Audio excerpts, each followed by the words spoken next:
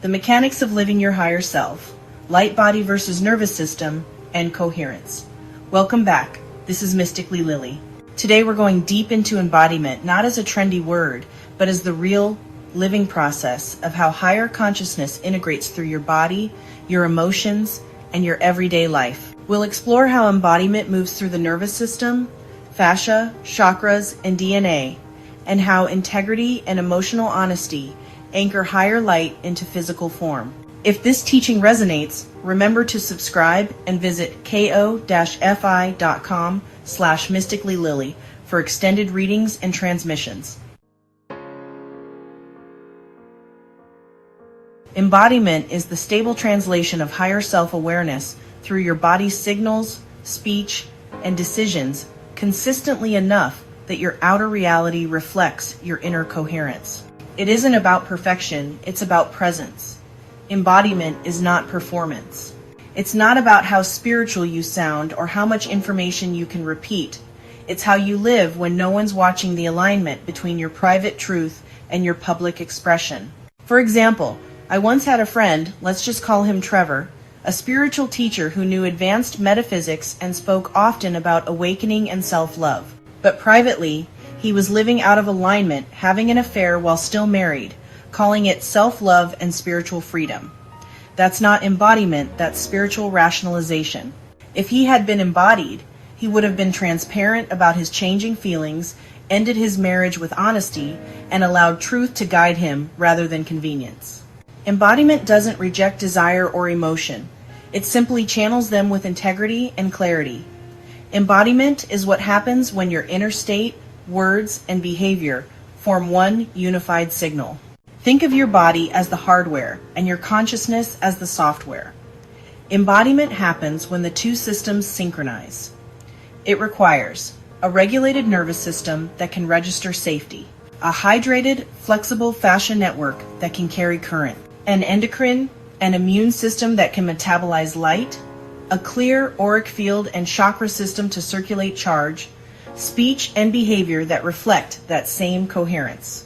When those align, the higher self frequency can fully inhabit your biology. The nervous system is your anchoring bridge between spirit and form. When it feels unsafe, the body constricts and the higher signal distorts. When it feels safe, the field expands and conductivity increases. Embodiment isn't about remaining calm 100% of the time. It's about recovering quickly. You breathe, recenter, and respond instead of react. That moment of pause is where spirit integrates. Your fascia is a liquid crystalline network that conducts bioelectricity throughout the body. When hydrated and relaxed, it acts like fiber optic wiring for consciousness. Your bioelectric field synchronizes with your heart rhythm. When the heart is coherent, the field becomes clear, and your very presence stabilizes others.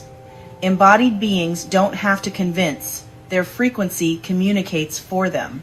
Between 2018 and 2020, I went through a period of rapid light activations that completely challenged my body. My system was trying to process frequencies beyond what my cells could comfortably hold. I experienced heart arrhythmias, fainting spells, and electric surges through my body that felt like I was short-circuiting. At the time, it was frightening, but I later understood it was my nervous system and heart field recalibrating to handle higher voltage. That experience taught me that embodiment isn't purely energetic, it's physiological.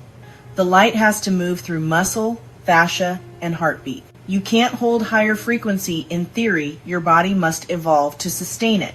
Chakras, auric layers, and translation. Each chakra serves as a translator between your energy and your human life. Root, safety, stability, and belonging. Sacral, creativity and emotional honesty. Solar plexus, confidence and clean power. Heart, balance, compassion and forgiveness. Throat, truth in expression. Brow and crown, clarity and divine perception. Embodiment means those insights from the upper centers move downward into how you act, speak, and choose, transforming awareness into action.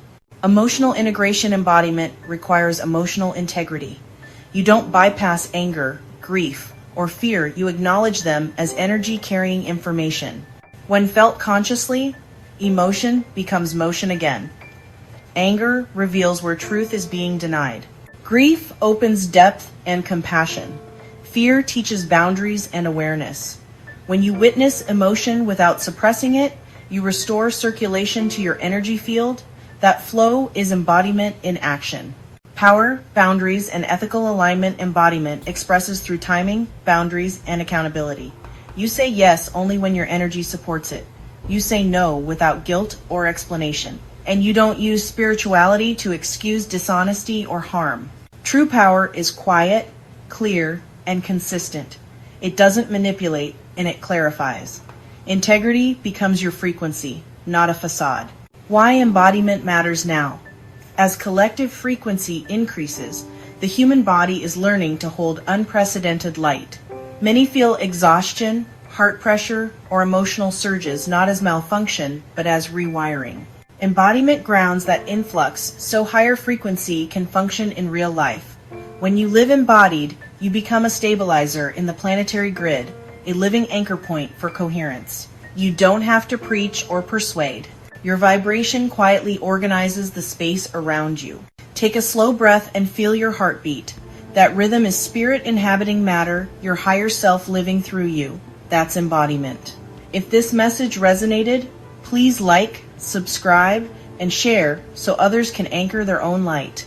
For extended teachings and soul healing blueprint readings, visit ko-fi.com/mysticallylily. Thank you for walking this path with presence and integrity. I'll see you in the next video.